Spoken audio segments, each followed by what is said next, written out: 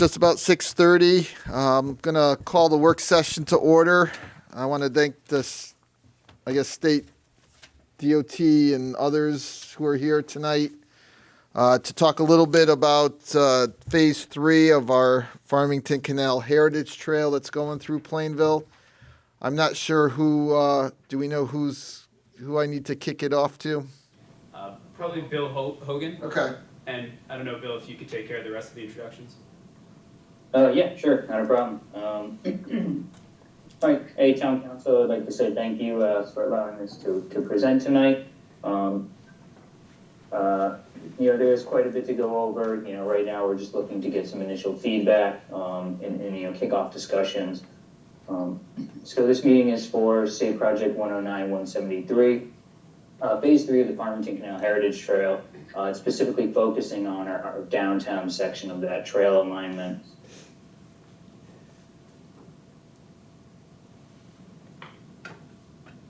Right, so with us tonight from the state, myself, Bill Hogan, the project engineer, Scott Bushy, the principal engineer, Steve Hall, our project manager, and Chris Luongo is our project designer.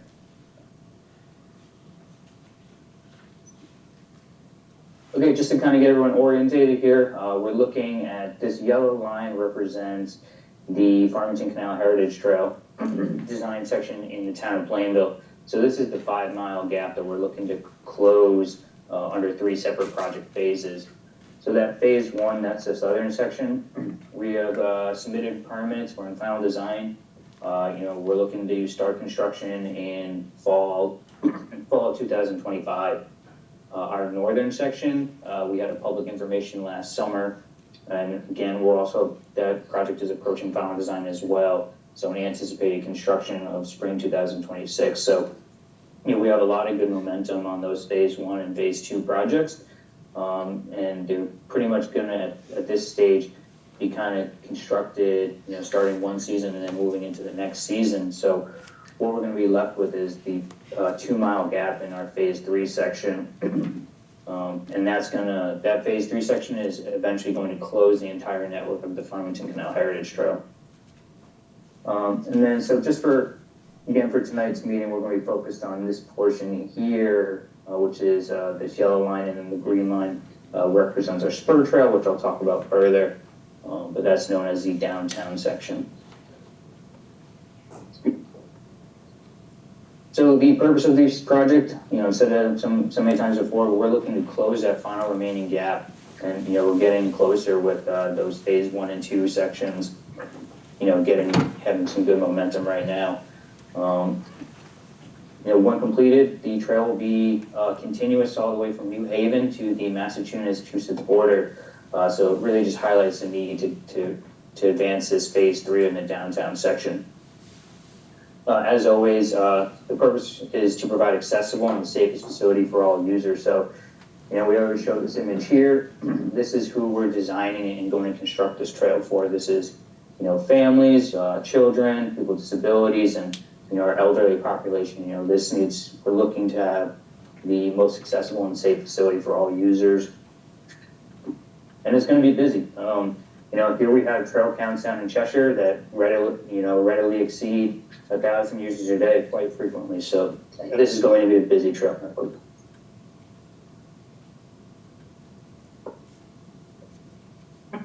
Okay, so that kind of brings us to our alignment. So I guess we'll talk about CT-DOT alignment, the alternative 3, which is going to be really what we're focusing on here. Our alignment starts in Norton Park, kicking off from our phase 1 termini, continuing through Norton Park along the existing gravel path, and then we have a dead shot north here on Route 177 until we cross the Pequawba River. Just note here that north is pointed to your right. We have Norton Park here, Town Hall over here, and then the Pequawba River here. Now, one of the main advantages of this direct route is, we're going to have much less roadside trail, much less driveway crossings, and then much less roadway crossings and interactions with commercial vehicles when compared to all other alternatives. Additionally, at this point here, we're planning to build what we're calling the spur trail, and that's going to provide our connection to downtown Plainville and eventually the New Britain Trail, which is currently in design, and that's going to provide connection to the CT Fast Track in New Britain. So, when everything's all said and done, we're going to have quite a robust trail or trail transportation network within this area.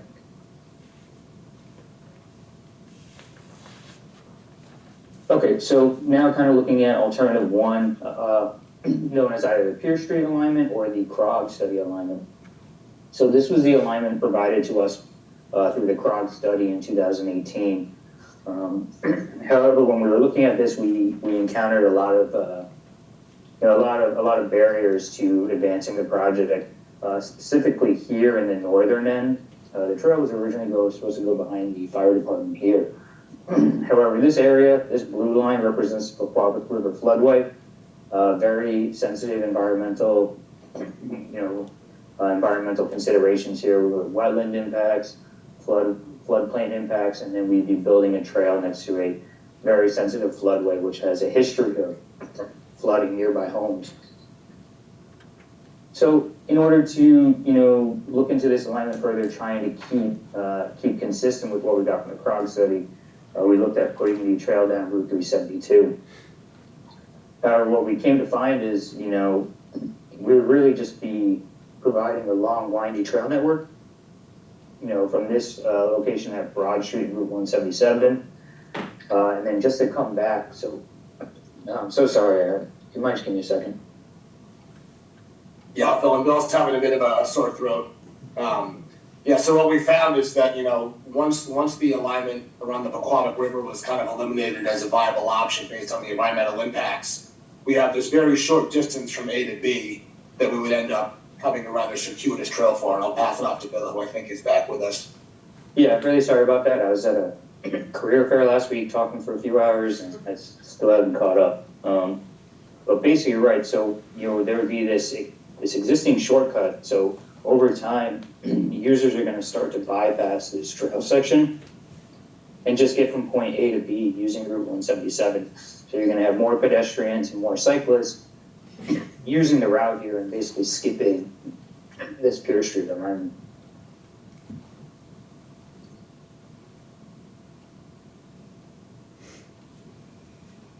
Okay, so now what I'll do is I'm going to kind of switch screens, so I'll stop sharing for a second, and then I'll pull up our color plan and take a closer look at details of the actual design for alternative 3.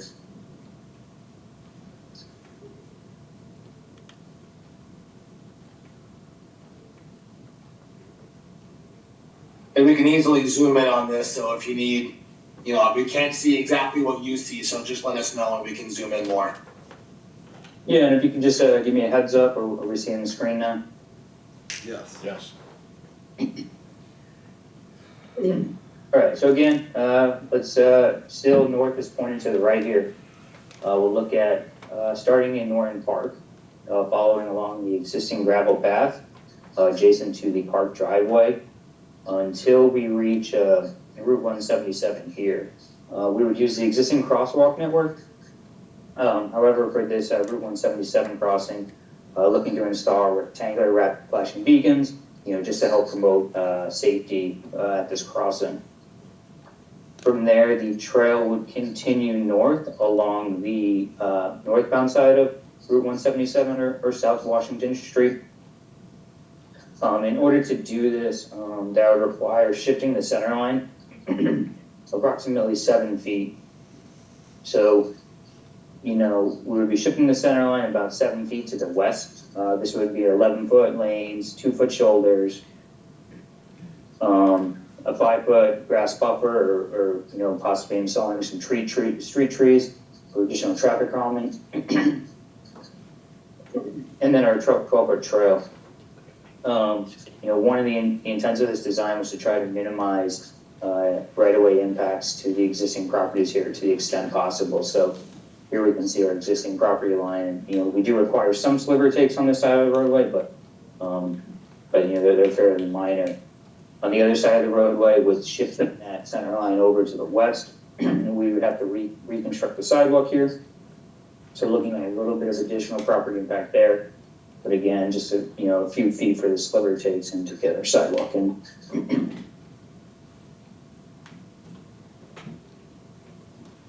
All right, so we will continue to the north. Trail continues to follow along here until we reach the intersection of Route 372 and, Route 177 and Broad Street.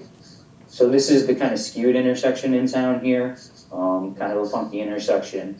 However, we looked at the crash data and we found that there really isn't a crash problem here. I think we saw 10 crashes and 2 injuries over the past 3 years. So what we're looking to do here is more or less maintain that configuration to limit significant property impacts. However, we would include some enhancements to help improve safety, especially for the trail crossing. So this this kind of brownish area, that's symbolizing a raised intersection.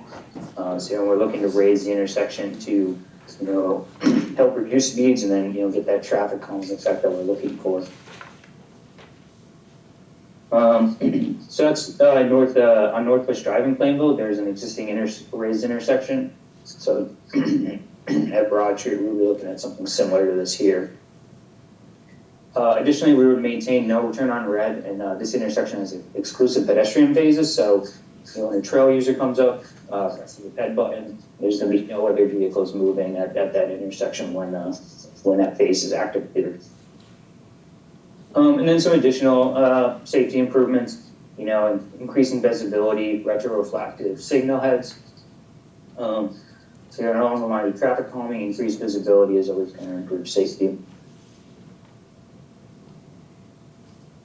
All right, so we'll continue here. So the trail crosses, more or less utilizing the existing crosswalk network. And then we'll continue. We're still on the northbound side of Washington Street, still Route 177. The cross section for this section of roadway here is going to be very similar to what we just looked at. Here we have a little bit less of a centerline shift, maybe 4 feet. Slightly more property acquisition on this side of the roadway to get a 12-foot trail in. Still pretty, minor sliver takes.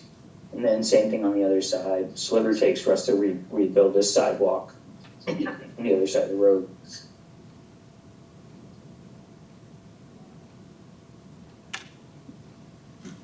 All right, so we're continuing north now, and we've reached the intersection of Route 372 and Route 177. So Washington Street at Main Street. Again, a lot of the same safety provisions we're proposing here. So raised intersection, traffic calming and reduced speeds, safety for trail users.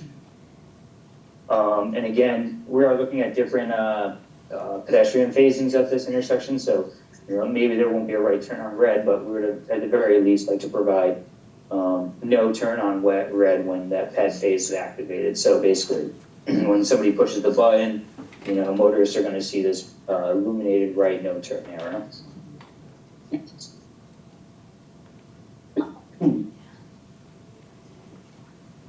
Another feature I'd like to highlight at this intersection is this yellow area.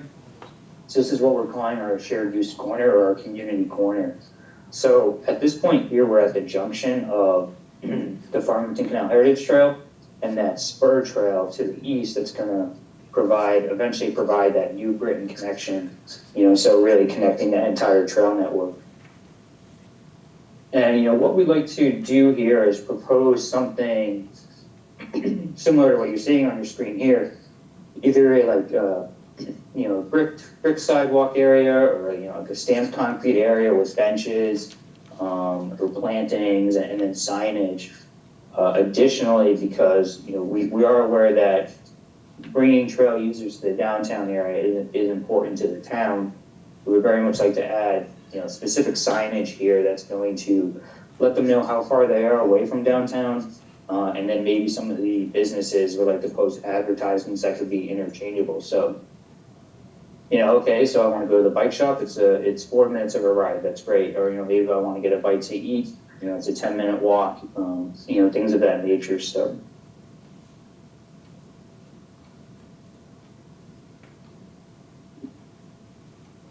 Okay, so briefly I'll talk about the spur trail.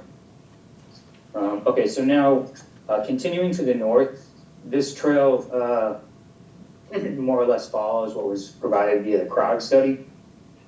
So, we'll discuss, that can be discussed at a later date. Really no significant changes there. Looking at Route 372, West Main Street, in order to accomplish our spur trail, what we'd be looking to do is building a 10-foot trail, so kind of this cross section here. Oh, sorry, wrong cross section.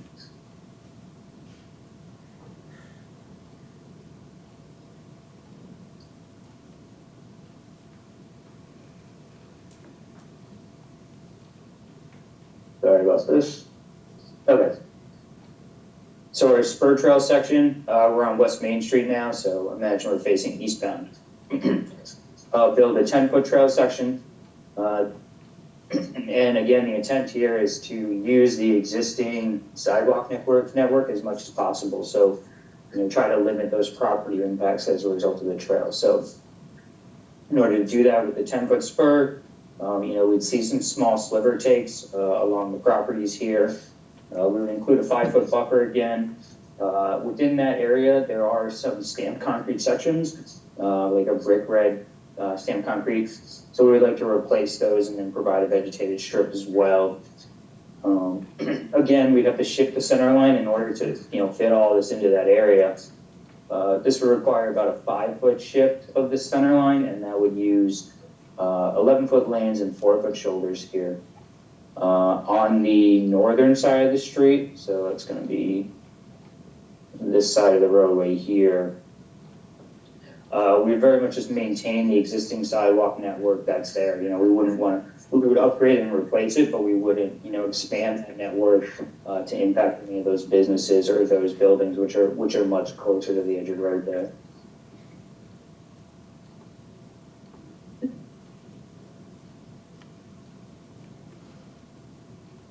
Okay, so getting toward the end of our spur trail here along West Main Street, another thing we want to consider is how do we handle Pierce Street. So the reason I bring up Pierce Street is because this building here, 58 West Main Street, for vehicles traveling northbound, presents a significant sightline issue. So if you're traveling northbound, this building here is currently blocking any view of vehicles traveling in this direction, or in the future, potentially trail users traveling this direction. So, that's a significant safety concern for us. If either a driver or, a trail user doesn't really stop or yield in a manner that they need to, that could result in a significant, crash where someone can get hurt. So in order to mitigate that, what we're looking to do is convert the entrance of Pierce Street from West Main Street to one way. So just this initial portion of the roadway would be run one way, and the rest of the Pierce Street would remain bi-directional traffic. So, your passenger cars, your pickup trucks, your small delivery vehicles, they're going to be able to kind of come up here and make their turnaround.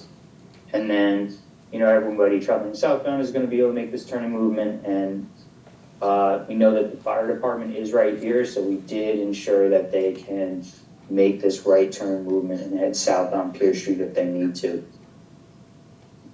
As far as this business is concerned, we maintain the same number of parking spaces that they had. We really don't want to impact their parking as a result of this design.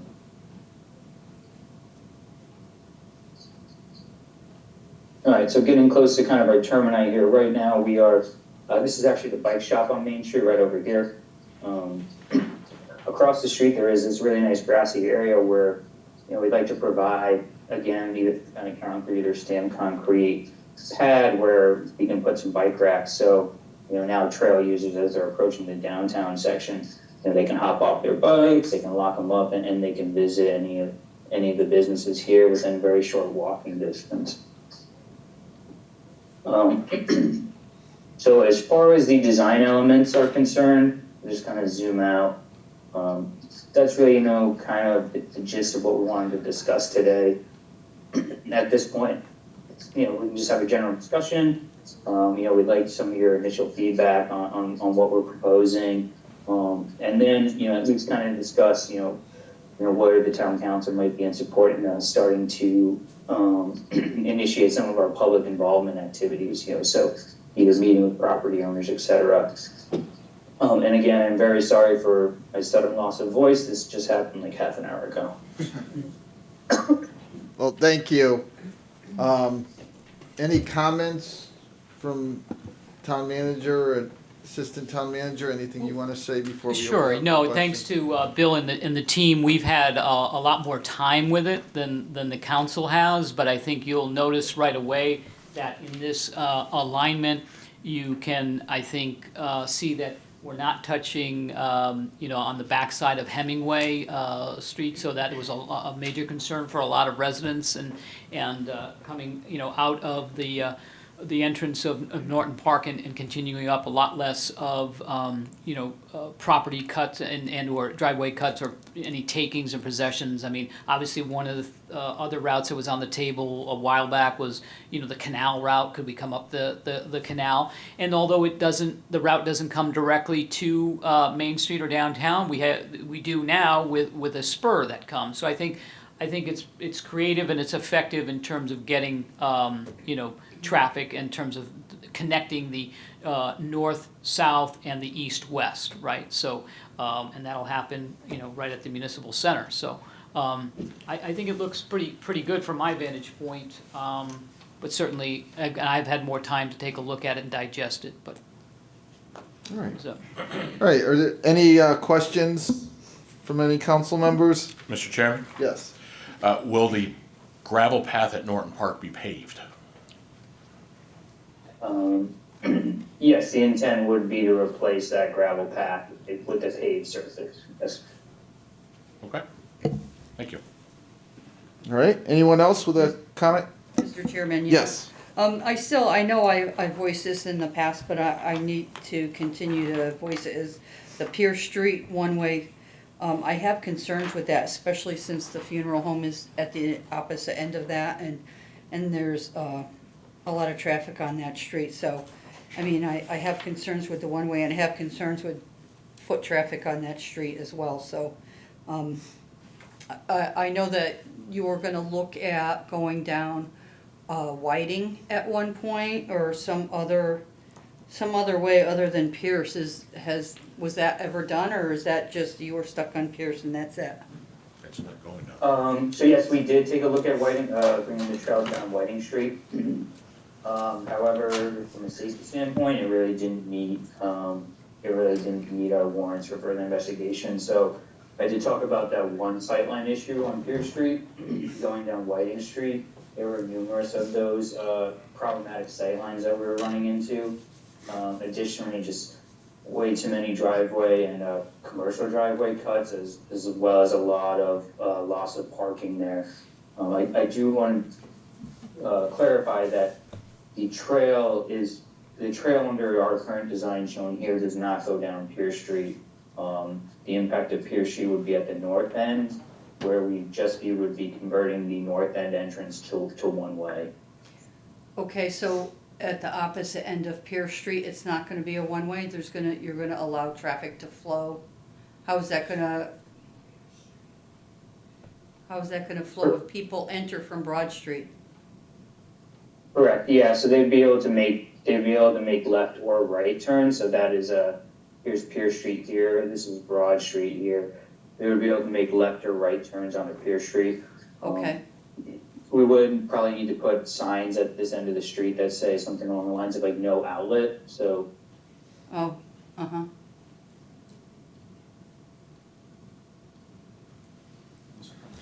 Yeah, and just to kind of piggyback off what Councilwoman Tompkins, because that would be a significant change, Yes. to the traffic pattern there. I mean, just having seen it for the first time, I would just want to kind of think about it a little bit, because it would mean, people, I'm sure many people cut down Pierce Street and take a right to get to downtown, which I think on one side you could see where it's going to make Pierce Street even safer. The fact that you won't have people cutting through Pierce Street as a shortcut, so to speak, to get downtown, but not being able to exit the north end of Pierce Street and is that's going to be a significant change, especially for I'm sure some of the neighbors in that, who live on that street. Yeah, and we are having traffic volumes analyzed now, and part of those volumes, they will kind of analyze the redistribution of that turning movement. I would like to note though, in all other alternative designs that use Pierce Street, the entirety of Pierce Street would have to become a one-way street in order to get a trail in there, so. Okay. All right, any other follow-up, Deb? No, You're- not right now, for now. thank you. Mr. Thanks. Chairman, Yes. I have some concerns basically with the South Washington Street, the Washington Street area, 177 north and south right there. Yep, You're talking about shrinking the width of the lanes? Is that what you said?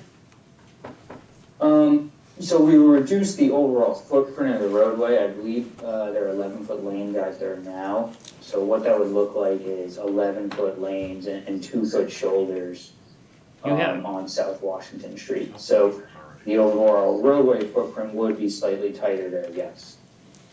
You have a significant truck traffic, and I'm talking not just box trucks, I'm talking tractor trailers that use 177. The turns that you're describing to go from 177 to turn down West Main Street towards the center of town, you've shrunk that down, and that's a difficult turn as it is already, So, the way we're they talking about this exist. intersection here? That's one section. To do the same thing over on Broad, which most tractor trailers go straight through and onto South Washington Street. They don't really use Broad Street. But I do know that we have an industrial park not too far down past Norton Park where you have many tractor trailers, and they do come up the 177. So it's a consideration. The width of the street is very important. And the corners, especially to come when you hit 372, people are going to make right and lefts coming in from Unionville or coming up from Norton Park area, and they're going to come down and come through the center of town. It's something I don't know. Have you considered this? I mean, we now have 53-foot trailers running all over the state of Connecticut, and they're sometimes can be a challenge to get around those corners. Yes, so that's a very good point you bring up. So we're required to analyze, we're required to analyze truck turning movement. So, sorry if I didn't hit on that earlier. So these pink lines here represent more or less the existing property lines. So in order to facilitate our required truck turning movements at these intersections, we would have to soften some of these radii in order for those trucks to make those movements. So you can kind of see here, in order to do that at this intersection, we'd have to pull the sidewalk back. And, at this intersection, there is some, a little bit more significant right-of-way acquisition in order for us to do that. Same thing here with this right turn movement. So we did consider truck turning movements, and we do know that they have to be accommodated at these intersections. And we understand that there are some property impacts resulting at these corners in order to facilitate those movements. So if we kind of jump down to this intersection here, again, you're going to see a very similar condition where, the pink line here is probably more or less where the existing back of sidewalk probably is. And you can see that we're pushing it back. And again, that's specifically for the truck turning movements. Same thing here at this intersection. These houses at these intersections are really close to the road. Actually, they don't seem to. You're talking 3-4 feet, and you're the house on the. Well, I guess it would be the east side of what you're showing me right now. Used to be where Nobby Beverage used to be on that corner. There's not a lot of side yard on that house to move that direction. Which house number are you specifically referencing? Okay, you're showing Broad in North Washington, South Washington intersection. Where your cursor is right now, that house on that corner is very, very tight. There you go. No, not that one. Go down. That one. 139. 139. Okay, I couldn't see it. I was trying to read it. That's very close to the intersection itself, and you don't have much yard to work with to take anything from that side. And again, when you get to the next intersection with West Main Street, you have the two lawyers' offices on each corner there, and they have very short side yards also. Yeah, so again, we do understand that there are right-of-way impacts at the corners of these intersections. So in regard to this property specifically, because we're shifting the roadway to the west, we're not, again, there are impacts to that property you can see here, but they're not as significant because we are shifting that intersection to the west slightly. You have the frontage to make that maneuver all along 177. I mean, it seems like those houses, to me, those houses are very close to the street. Sorry. Wow, Go ahead, I'm sorry. that's my concern. No, I understand, and it is a valid concern. There are property impacts associated with this, with reconstruction of these intersections. However, we're not looking at taking anybody's homes here. If I could jump in, Bill, I think part of that is we're shifting the center line over, so it's not like we're just adding on the trails with the existing backup curb. So we had to, and that's why we're shifting the center line, is to take the whole cross section and fit it in and balance those impacts on both sides. And that's why you see we only have a few feet on 139 Broad Street and a few feet on 143 Broad Street, even though we're adding a 10-foot trail on one side. So we shift everything over to balance it, to try and balance those impacts. All right, let me, I'm just gonna, I know we're at 7 o'clock and our regular meeting's supposed to start. I think we have probably another half hour worth of questions and answers. I don't know if we can schedule some more time, whether it's our next regular meeting, if we have to have a special meeting. I think there's some more discussion that the council would like to have on this, and I don't want to rush through it, and I don't want the meeting to start too late, so I don't know if everyone's okay with that, if we just invite you guys to come back for just some more questions and answers, Same on this side. and I'll let the administration handle the Yeah, we can coordinate. with, scheduling something. With Bill and the team, and our next meeting is April 1st, and we'll have a meeting on the 15th as well, so. Can we get more than half an hour perhaps to try and knock this out next time? Yeah. Absolutely. I mean, we also have the special meeting on April 8th. If we go forward with the April 8th, we could do something before that special meeting as well. Are there any specific questions now? We could transmit via email or have something on. Yes, I think we can do that. April to meet again? Yeah, and I would suggest before we leave here that, any specific questions we could probably send to the town manager who could forward them on. That would be productive, I think. Yeah. But, Excellent.